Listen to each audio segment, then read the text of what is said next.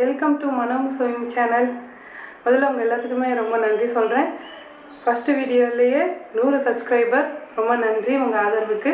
தொடர்ந்து ஆதரவை கொடுத்துட்டே இருங்க.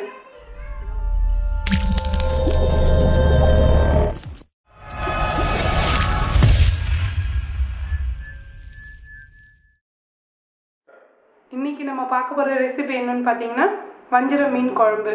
என்னோட ஸ்டைலில் நான் எப்படி பண்ணுறதுன்னு இன்றைக்கி காமிக்க போகிறேன். வாங்க ரெசிபிக்குள்ளே போகலாம். வஞ்சரம் 1/2 கிலோ, சின்ன வெங்காயம் 20, ஒரு கொத்து கருவேப்பிலை, தக்காளி 1, 10 பல்லு பூண்டு, அரை டேபிள் ஸ்பூன் மிளகு, வெந்தயம், 1 டேபிள் ஸ்பூன் சீரகம், 1 டேபிள் ஸ்பூன் சோம்பு, 1 டேபிள் ஸ்பூன் பெருங்காயத்தூள், மஞ்சத்தூள் அரை டேபிள் ஸ்பூன், மிளகாய்த்தூள் 1 டேபிள் ஸ்பூன், மல்லித்தூள் 3 டேபிள் ஸ்பூன், அரை மூடி துருவின தேங்காய், ஒரு நெல்லிக்காய் சைஸ் புளி எடுத்து கரைச்ச விழுது, தேவையான அளவு உப்பு, எண்ணெய்.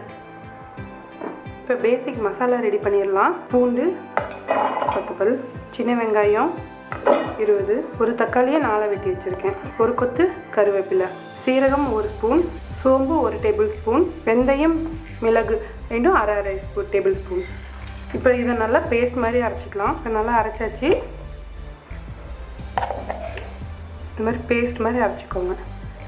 துருவின தேங்காயை கொஞ்சம் தண்ணி சேர்த்து பேஸ்ட் மாதிரி அரைச்சிக்கலாம்.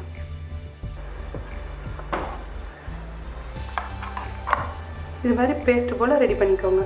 ஒரு பேன் வச்சுக்கோங்க. அந்த பேன் நல்லா சூடானதும் 3 டேபிள் ஸ்பூன் போல் எண்ணெய் விட்டுக்கோங்க.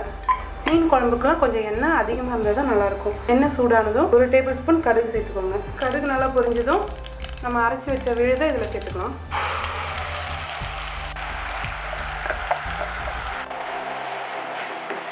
இது நல்லா பச்சை வாசனை போகிற வரைக்கும் நம்ம வணங்கிக்கலாம்.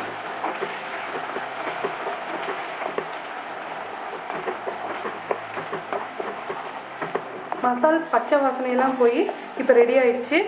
இந்த மாதிரி அல்வா பதத்துக்கு வரணும். அடுத்து நம்ம இதில் புளித்தண்ணி சேர்த்திக்கலாம்.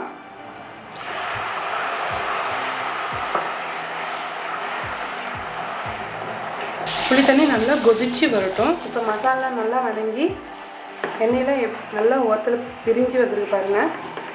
இந்த ஸ்டேஜில் 1 டேபிள் ஸ்பூன் பெருங்காய்த்தூள், அரை டேபிள் மஞ்சத்தூள், 1 டேபிள் ஸ்பூன் மிளகாய்த்தூள், 3 டேபிள் ஸ்பூன் மல்லித்தூள் சேர்த்துக்கோங்க. நல்லா கலரி விட்டுக்கோங்க. இப்போ இதில் 500 ml தண்ணி ஊற்றி சேர்த்துக்கலாம். நல்லா கலரி விட்டுட்டு இப்போ தேவையான அளவுக்கு உப்பு சேர்த்துக்கலாம். இப்போ இன்னும் கொஞ்சம் தண்ணி சேர்த்துக்கலாம். இப்போ இது நல்லா கொதிச்சு வரட்டும். அது வரைக்கும் நம்ம இதை மூடி வைக்கலாம்.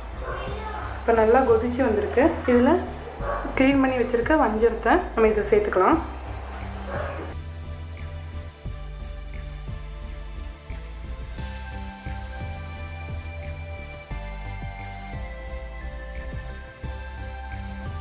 இப்போ மீன் சேர்த்தியாச்சு. இது பாதியாக வேகட்டும். அது வரைக்கும் இது மூடி வச்சிடலாம். இப்போ இது பாதியாக வெந்துருச்சு. இதில் நம்ம அரைச்சி வச்சுருக்கேன் தேங்காய் விழுதை சேர்த்துக்கலாம்.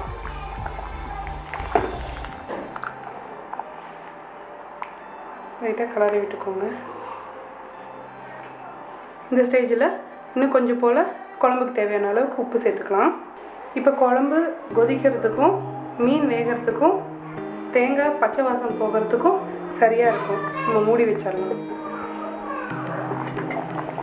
இப்போ நல்லா குழம்பு கொதிச்சு வந்திருக்கு.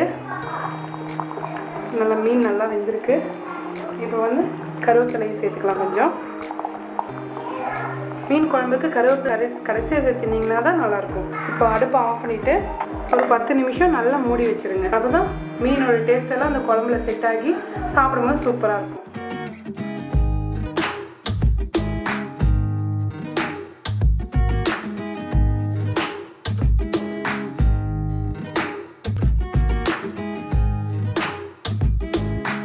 சுவையான வஞ்சரம் மீன் குழம்பு ரெடி ஆயிடுச்சு. கண்டிப்பாக இந்த ரெசிபியை வீட்டில் ட்ரை பண்ணி பாருங்கள்.